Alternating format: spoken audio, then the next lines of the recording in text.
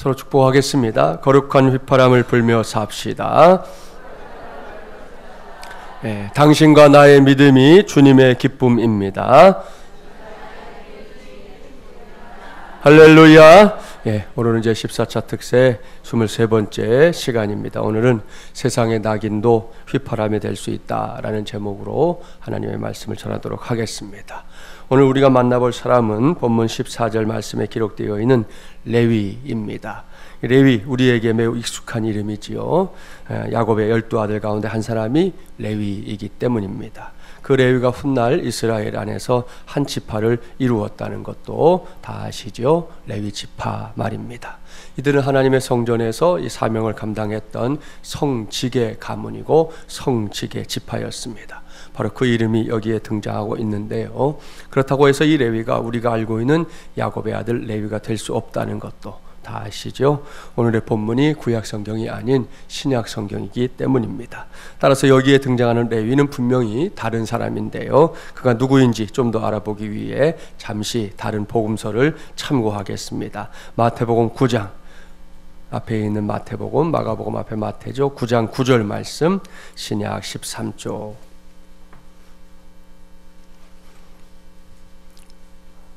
9장 9절 말씀 13쪽입니다. 함께 봉독해 볼까요?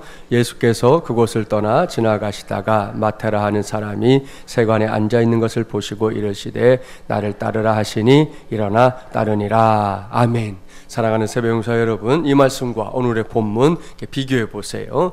같은 말씀인가요? 안 같은 말씀인가요? 같은 말씀입니다. 똑같은 말씀이죠. 단지 복음서를 기록하고 있는 기자가 다를 뿐입니다. 그렇다면 오늘 우리가 만나볼 레위라는 사람이 결국은 누구라는 겁니까? 우리가 잘 알고 있는 마태, 그러니까 마태복음을 기록한 마태라는 말씀입니다. 이 점에 대한 성경학자들의 해석은 이제 레위가 본명이라는 거지요. 그 이유는 앞서 잠깐 살펴본 대로 레위라는 이름이 이 유대식 이름, 시브리인들의 이름이기 때문입니다. 그렇다면 이 마태는요, 이건 헬라식의 이름, 이 마따이온이라고 하는 이 헬라식의 이름을 우리말로 번역해서 마태 이렇게 번역하고 있는 건데요. 레위가 이런 이름을 가졌던 이유는 잠시 후에 살펴볼 그의 직업과 관련이 있습니다. 직업상 자신이 상대해야 할 이방 사람들이, 특히 로마 사람들이 발음하기 어려워하는 유대식의 이름이 아닌 헬라식의 이름이 필요했던 겁니다. 그런 이유에서 마태라는 이름을 지었다는 것이 성경학자들의 해석입니다. 이해가 되시죠? 그러니까 오늘 우리가 만나볼 사람은 성경에서 레위라는 이름으로 혹은 마태라는 이름으로 불리던 바로 그 사람이다 하는 걸 먼저 기억해 두기 바랍니다. 다음으로 우리가 레위에 대해 깊이 생각해 봐야 할 것이 있습니다. 그것은 그의 직업에 관한 겁니다. 조금 전에 봉독했었던 마태복음에서도 그의 직업에 대해 말해주고 있는데요. 이번에는 오늘의 본문으로 들어가 보겠습니다. 본문 13절 말씀 우리 함께 봉독해 볼까요? 또 지나가시다가 알페오의 아들 레위가 세관에 앉아 있는 것을 보시고 그에게 이르시되 나를 따르라 하시니 일어나 따르니라. 아멘. 여기서 우리는 레위의 직업을 바로 확인할 수 있습니다. 그는 세관에서 일하는 세리였습니다. 오늘날로 말하면 세무서 직원에 해당이 되겠죠. 이 직업은 오늘날에도 사람들이 그다지 반겨주는 직업은 아닙니다. 예나 지금이나 사람들이 세금 내는 거 좋아하지 않기 때문입니다. 그렇습니다. 어떻게든 할 수만 있다면 최선을 다해서 세금을 적게 내고 싶어 하는 게 대다수의 생각입니다. 아마 우리 중에 작건 크건 사업을 하는 성도들은 이 말에 적극적으로 동의하게 될 겁니다. 이것이 사람들이 세금에 대해 갖고 있는 일반적인 생각인데요. 성경이 기록되던 시기에 이스라엘 땅에서는 세금과 관련해서 또 다른 문제거리가 하나 있었습니다. 그것은 이스라엘이 로마 제국의 식민지였다는 것입니다. 이것은 우리나라가 일제강점기에 놓여 있었을 때를 떠올리면 어느 정도 비슷한 상황이라고 이해할 수 있는데요. 그런 상황에서 세리는 가장 비난받는 직업이었습니다. 주변 사람들로부터 가장 파렴치한 사람이라고 손가락질 받는 부류에 해당되는 사람이었다는 말입니다. 그 이유가 뻔하지요. 세계 역사에서 로마는 그야말로 거대한 제국이었습니다. 따라서 제국의 운영과 군사적인 재정을 지원할 강력한 이 세금 정책이 필요했던 겁니다. 재원이 있어야 나라를 돌리지 않겠습니까? 이를 위해 로마 정부가 동원했던 사람들이 바로 세리였는데요. 이들은 기본적으로 로마 제국의 힘을 등에 업고 있었습니다. 그러니 생각해 보십시오. 요즘 우리나라에서도 권력에 취한 사람들의 추태가 끊임없이 보도되고 있는데요. 힘이라는 게 좋고 또 필요한 것이지만 그게 잘못 사용되면 어찌 되는지 우리가 매일 확인하고 있지 않습니까? 안타까운 건 남다른 힘을 가진 사람들 가운데 좋은 사람들을 기대하는 게 좀 어려운 일이다 하는 사실입니다. 예수님의 시대의 세리도 여기에 해당됩니다. 실제로 로마 역사가였던 리비라는 사람은 이런 말을 남겼어요. 세리가 있는 곳에는 법이 존재하지 않았고, 세리가 있는 곳에서는 법이 존재하지 않았다는 거예요. 돈을 내야 하는 사람들에게는 자유가 존재하지 않았다 그랬습니다. 길지도 않은 말이지만 당시의 상황이 어떤 것이었는지, 특별히 이 세리라는 직업이 어떤 직업이었는지 짐작이 가지 않습니까? 결국 이들은 로마의 앞잡이였고요, 매국노였던 겁니다. 그러다 보니 당시에 통용되던 욕 가운데 으뜸이 뭐냐? 이 세리와 죄인이라는 말이었습니다. 성경 읽다 보면 그런 표현 나오잖아요. 이건 우리식으로 말하면 이런 세리와 죄인 같은 XX 이런 표현이라는 거예요. 세리라는 직업이 이런 것이었기 때문에 그들에게는 여러 가지 사회적인 제약이 있었습니다. 재판할 때 내가 분명히 목격한 게 있어도 나는 증언할 자격이 없는 거예요. 법적인 자격이 아예 박탈된 겁니다. 오늘로 말하면 교회에 해당되는 회당에 들어가는 것, 그것도 금지였습니다. 그러니 세리가 마음을 먹었다고 해서 헌금을 할 수 있었겠어요? 아니요. 더러운 돈이다. 그래서 받지도 않았습니다. 당시에 전염을 우려해서 격리되었던 사람들이 이 한센병자들 아닙니까? 사회적으로 정신적으로 한센병자 취급을 당한 사람들이 바로 세리들이었다는 거예요. 여기까지 세리라는 직업에 대해 좀 장황하게 설명을 했습니다. 거기에는 그만한 이유가 있습니다. 세리가, 오늘의 메시지로 말하면 레위가 이런 사람이었다는 겁니다.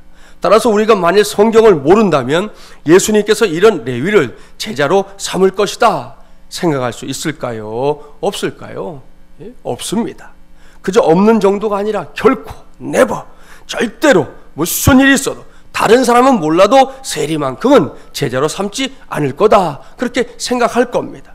어떻게 이런 사람이 예수님의 제자가 되고 어떻게 이런 종자가 하나님의 나라를 위해 일할 수 있겠느냐, 이런 생각을 하기 때문이죠. 그러나 이 대목에서 예수님의 생각은 달랐습니다. 달라도 너무 달랐습니다. 예수님은 세리 레위를 제자로 부르셨습니다. 그것도 억지로 마지못해서 부른 게 아닙니다. 아주 기쁘게 부르셨습니다. 무엇보다 레위가 장차 귀한 일꾼이 될 것을 알고 믿고 주저하지 않고 부르셨습니다. 그랬기 때문에 오늘날 우리에게 마태복음이라는 위대한 성경이 주어지게 된 거 아니겠습니까? 할렐루야. 사랑하는 새벽용사 여러분, 여기에 하나님의 은혜가 있습니다. 제가 이미 말씀의 제목에 언급해 두었지요. 세상의 낙인도 휘파람이 될 수 있다, 이건 말입니다. 낙인이 뭔지 아시잖아요. 우리말 사전에 보면 두 가지 뜻이 있어요. 첫째, 이 쇠붙이로 만들어 불에 달구어 찍는 도장을 의미합니다. 목재나 기구 혹은 가축에, 심지어 죄인이 된 사람의 이 몸에 직접 찍는 도장 말입니다. 불도장이라고도 하잖아요. 그게 낙인이에요. 둘째는 다시 씻기 어려운 불명예스럽고 욕된 판정이나 평판을 낙인, 그렇게 말합니다. 이것은 실제로 몸에 불도장을 찍는 건 아니지만 사람들에 의해서 아예 몹쓸 사람으로 취급받게 되는, 누구도 거들떠보지 않을 사람, 두 번 다시 상종도 하지 않을 사람으로 취급되는 걸 말합니다. 이 중에서 세리 레위에게 찍혀버린 낙인은 후자의 의미죠. 사람들에게 사람 이하의 취급을 받는 것, 여기를 가도 저기를 가도 싸늘한 시선만 받을 수밖에 없는 것, 이것이 그가 짊어지고 있었던 인생의 큰 짐이었습니다. 그렇다면 이러한 세리 레위가 예수님의 제자로 부르심을 받고 있는 것, 그게 수백 명을 불러 모으는 일도 아니었잖아요. 고작 해야 고르고 골라서 12명만 엄선하는 아주 까다로운 부르심이었습니다. 그런데 이미 세상에서 가진 손가락질 다 받고 있었던 레위가, 세상에 낙인이 덕지 찍힌 레위가 그런 부르심의 대상이 되었다는 것, 이거 도대체 뭡니까? 이것이야말로 하나님의 은혜인 줄 믿습니다. 그 은혜가 얼마나 크고 얼마나 놀라운 것인지 알게 하는 증거인 줄 믿습니다. 그리고 오늘은 이것이 우리 모두가 관심을 가져야 할 거룩한 휘파람입니다. 잘 생각해 보세요. 레위는 정말이지 그 누구도 거들떠보지 않는 인생이었습니다. 가는 곳마다 비난의 손가락질이 있을 뿐이었어요. 이것이 그에게 주어진 세상의 낙인이었다니까요. 답답한 노릇이지만 어찌 됐든 돈을 만지는 세리 노릇을 했으니 재정적으로는 좀 풍요롭게 살았을 겁니다. 하지만 그의 마음이나 그의 등은 한시도 편안한 적이 없는 거예요. 지나다니는 길에서 에이 세리와 죄인 같은 XX 이런 말을 듣는 날이면 집에 들어와서 밤새도록 잠을 못 이루고 몸부림을 쳤을지도 모릅니다. 아마도 이 직업 때려치울까? 라는 생각 수도 없이 했을 거예요. 하지만 막상 그만두면 뭘 먹고 살아야 할지 고민이지 않겠습니까? 그렇게 매갈이 없이 주저앉고 고민하다가 또 주저앉고 그러기를 얼마나 많이 했겠어요. 그런데요, 그렇게 어쩔 수 없이 목구멍이 포도청이라 세리가 욕이나 먹는 더러운 직업이라는 걸 알면서도 그 자리를 떠나지 못하고 있었던 레위의 인생에 생각지도 못했던 일이 일어난 것입니다. 사랑하는 세배용사 여러분, 그게 뭡니까? 예수님이 찾아오신 것이죠.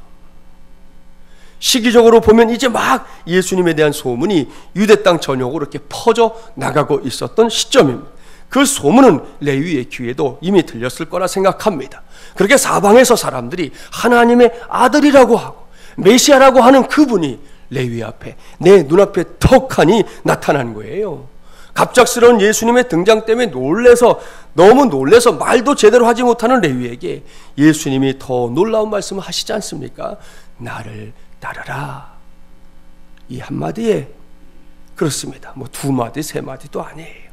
딱 이 한마디에 레위의 인생이 완전히 뒤집어지고 말았습니다.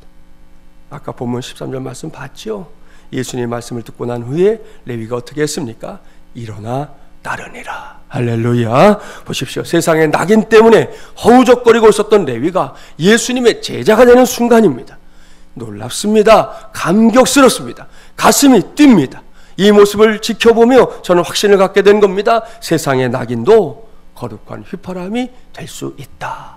이거 말입니다. 사실 이것은 세상에서 결코 용인되지 않을 일이에요. 누구든지 한번 낙인 찍히면 어떻습니까? 그것으로 끝인 경우가 대부분이기 때문입니다. 그런데도 세상에 낙인이 거룩한 휘파람이 될 수 있다. 이게 말이 되는 이유가 있어요. 그것은 나에게, 당신에게, 우리에게 이 찍혀있는 세상의 낙인을 그저 낙인으로 두지 않고 그것을 결국 거룩한 것으로 바꾸시는 주님의 은혜가 우리 안에 분명하게 존재하기 때문인 줄 믿습니다. 할렐루야. 사랑하는 여러분, 이것이 성경이 우리에게 끊임없이 말씀하고 있는 복음입니다. 이것이 성경이 언제나 강조하고 있는 은혜입니다. 잘 생각해 보세요.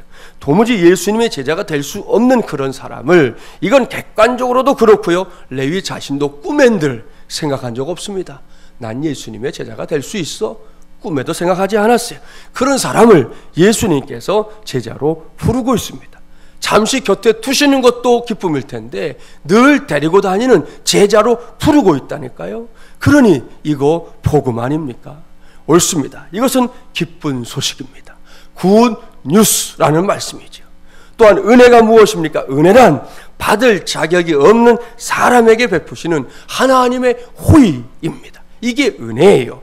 그런 관점에서 레위를 보십시오. 그가 하나님의 호의를 받을 자격이 있습니까? 하나님을 둘째치고 사람들로부터도 호의를 받을 자격이 있습니까? 아니요, 없어요. 그저 없는 정도가 아니에요. 이 정도면 아예 바닥이라고 해야 맞습니다. 그 누구도 거들떠보지 않는다니까요.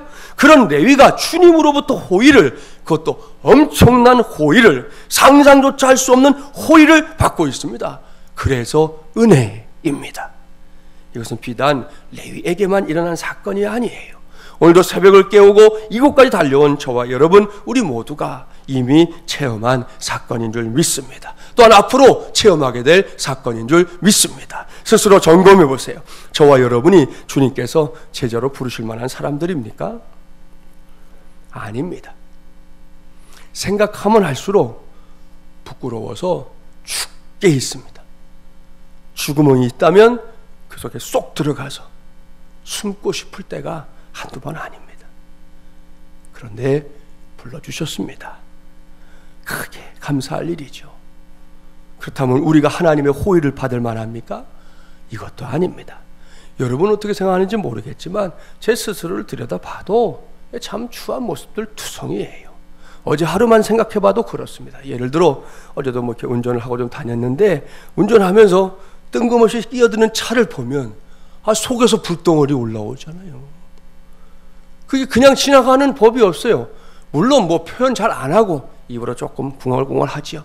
근데 사실은 이 속에는 더 큰 게 뭐 진짜 XX부터 시작해서 YY까지 해서 막 이런 마음이 들잖아요. 교회 와가지고 계단 올라오는데 떡하니 저기다 붙여놨잖아요. 뭐 개도 없이 벌금 10만 원. 그건 우리가 쓴 것도 아니고 아래층에서 써놨거든요. 근데 그런 게 붙어 있어도 아랑곳하지 않고 담배 피는 사람 보면 정중하게 얘기하죠. 흡연실 이용해 주시겠습니까? 죄송하지만 계단에서는 피워주지 않으시면 좋겠습니다. 이렇게 말은 하지만 속에서는 아이고 이걸 뒤통수는 낼 치고 말지 이걸. 요즘에 어떤 시대인데 말이 정신 못 차리고 뭐 애들만 그러냐? 아니요. 뭐 나이 드신 분들 안 그러냐? 아이고 여기는 이상한 사람들만 있나 봐. 하여튼 계단에 새벽에 올 때 어떤 줄 아세요? 계단에 담배꽁초 버려져 있는 거 보세요. 지네 집이면 그렇게 하겠어요? 예? 그런 거 볼 때마다 막 진짜 그렇죠. 하여튼 그런 거 있잖아요. 내가 목사만 아니라면 이런 생각하게 되는 순간들이 적지 않습니다. 여러분 하나님도 그러지 않을까요? 내가 하나님만 아니라면 우리 모두가 하나님이 수시로 이런 생각하지 않는 걸 감사해야 합니다. 하나님이 이 생각을 수시로 했더라면 우리 끝장났어요. 그렇습니다. 나는 못나고 부족하고 어리석고 약하지만 하나님은 다릅니다. 하나님은 날마다 여전히 호의를 베푸십니다. 더군다나 이 사순절절기를 통해 끊임없이 우리에게 들려오는 하나님의 말씀, 매일 새벽마다 우리의 영혼을 찾아와 두드리고 있는 하늘의 음성이 있어요. 예수님은 당신을 위해 죽으셨습니다. 사랑하는 새벽용사 여러분, 이것을 기억합시다. 이것을 붙잡고 삽시다. 솔직하게 말해서 이 말씀 한마디면 다 끝나는 거 아닙니까? 도대체 뭐가 더 필요합니까? 하나님께서 뭘 더 보태줘야 우리가 하나님의 뜻을 따르겠다고 하겠냐는 겁니다.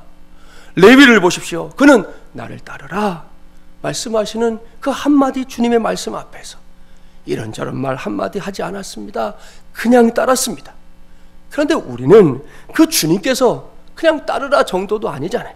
나를 위해 십자가에 매달려 죽으셨다는 사실을 믿고 알면서도 왜 그렇게 주님 따라 사는